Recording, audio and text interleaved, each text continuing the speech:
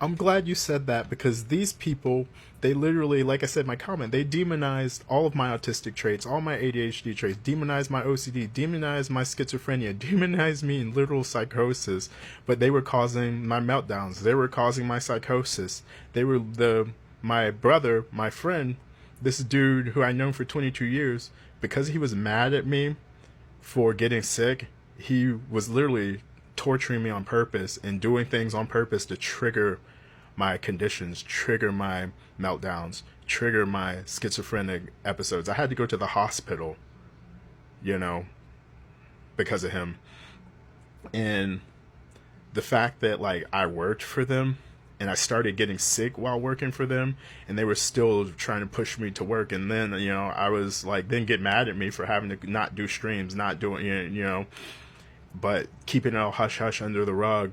But even all of our mutual friends knew that I was sick, and all of them had saw me have meltdowns. They saw me having to leave the room because I was literally trying to hang on for my life. I was literally in psychosis. I was literally having meltdowns because of them.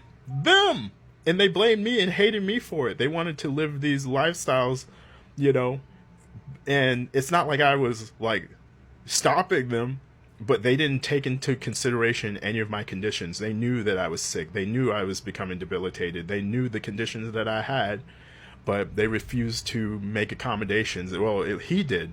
He did. He used weaponized incompetence to avoid taking accountability or making any type of accommodation. Even things as simple as turning off his streaming light. He couldn't do that. And then I had such sensory issues and mirror touch synesthesia.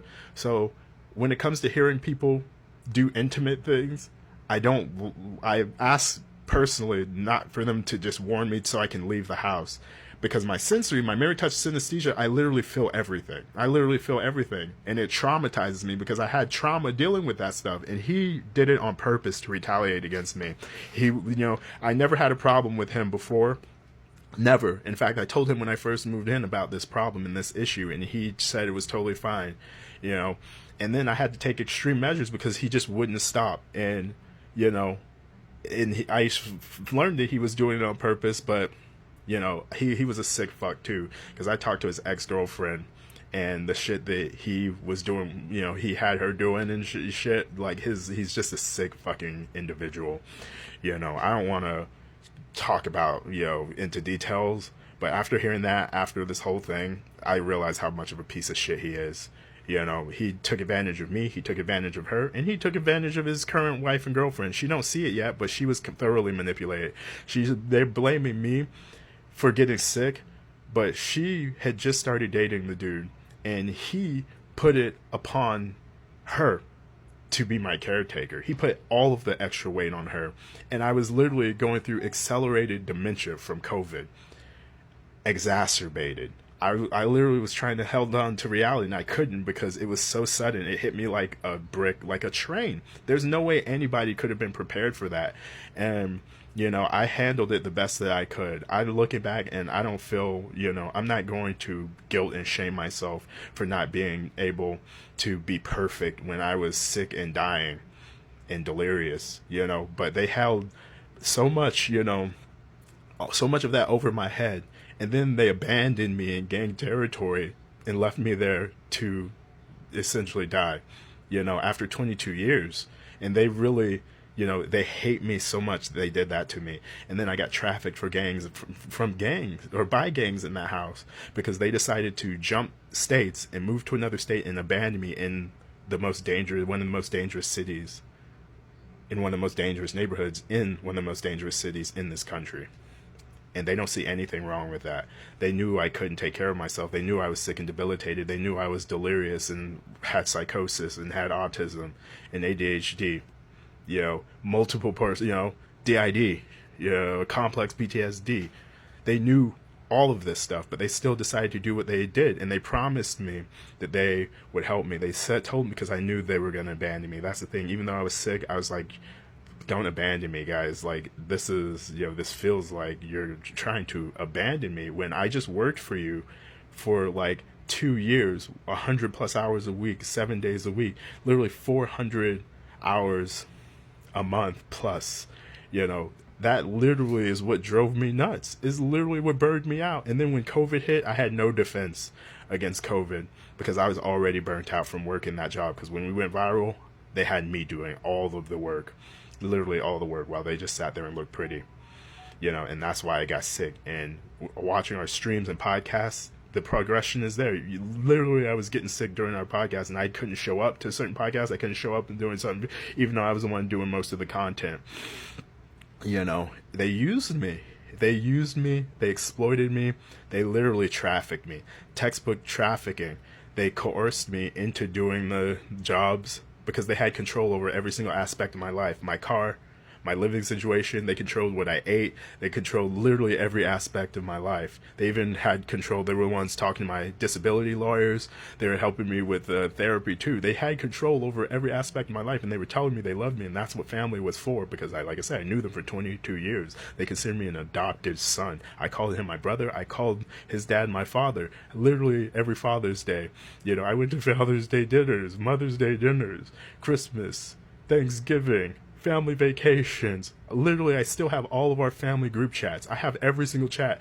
Over the past few months, I've been gathering all of my evidence, gathering all my information, condensing all of my messages, gathering everything. Because I have literally since Facebook has been a thing, since I started Facebook in high school, I have all of our messages from that point all the way up to today, showing exactly how they treated me, exactly my relationship with me, and exactly and all of the coercive control, all of the manipulation, all of the lies that they told me, all of the, it's really crazy because they're pretending like none of this ever happened when what they think I was so petty that I got rid of everything. Like, I literally I don't get rid of anything because it turns out, like I said, I had dementia. So I actually was holding and hoarding. I was a hoarder. I hoarded things, so I wouldn't forget them.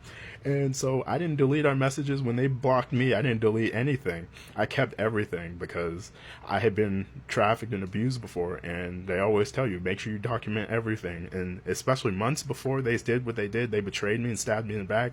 I started to catch on to what I started to feel fishy. And I was talking to my therapist about what they were doing. I was talking to people at the hospital about what they were doing. I told the people at the hospital, and I told police, and I told other people that they had abandoned me in that house, in that gang territory, one of the most dangerous neighborhoods in the city of Jacksonville.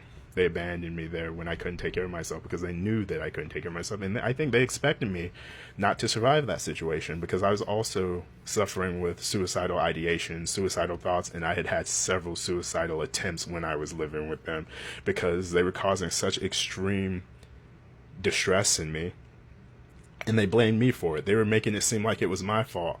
When I was sick and I was literally dying and my brain was deteriorating and essentially eating itself alive, and they made me feel like shit for being sick, for being debilitated, for having brain damage, for having brain damage that they had a large had a large part in a lot of that brain damage because I got sick with them. And instead of getting me help, they made me work for them by manipulating me and controlling me into doing labor. They told me my depression was bullshit. They told me my autism was bullshit. They told me that nothing, they minimized every single condition, every single symptoms I had, and told me that I was just lazy. Told me that, and they, there were so many things that they said. And I still have those messages too. I have them minimizing my conditions. And I trusted them like they were my family, like he was my father. He's also a life coach as well. And he thinks he knows everything about everything. And so when he's right, you're wrong. And there's nothing you can say. And he'll use his power and control over you to punish you if you don't agree with him.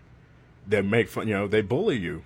And if he has control over you like he did me, they will literally take shit away and threaten you if you don't agree with them. And that's what happened to me. I was literally trapped in that situation, and they used me to their advantage. And then once I got sick, they threw me away like I was trash, and then smeared me and told everybody all these crazy stories about me that I only found out about is because my neighbors told me. If I wouldn't have talked to my neighbors, I never would have known about the smear campaign. And they knew what they were doing, which is why I'm talking about it now. I can't let this slide.